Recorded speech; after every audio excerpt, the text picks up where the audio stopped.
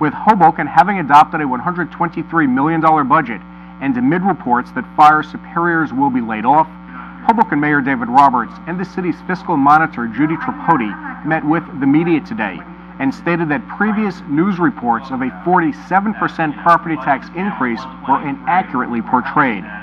Despite the fact that members of the press received the 47% figure from the administration, both the mayor and Ms. Tripodi stated that the actual increase in the fiscal tax levy was between 21 and 23%.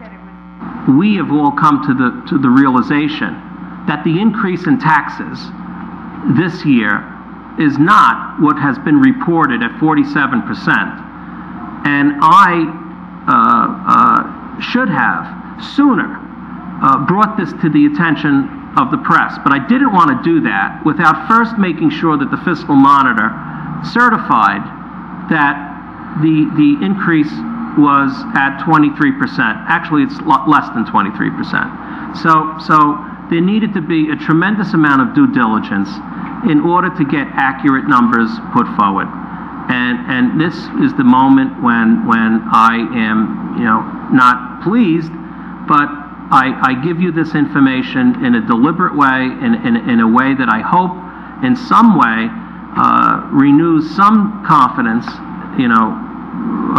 in government, and that Hoboken is moving toward a time of complete tax stabilization, a reduction and then stabilization. And I think that's what Judy's goal is to get things first under control and then stabilize it. I'm not sure what the 47% represented.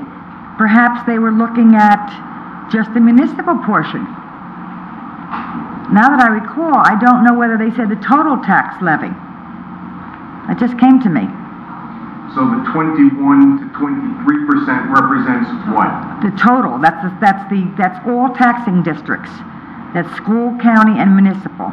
There is certainty that next year's budget will not have $31 million that's built into that $123 million number. That will not be in next year's budget.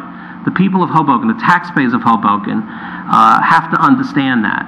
There's been a reserve for uncollected taxes of $6.6 million. There's $24.2 million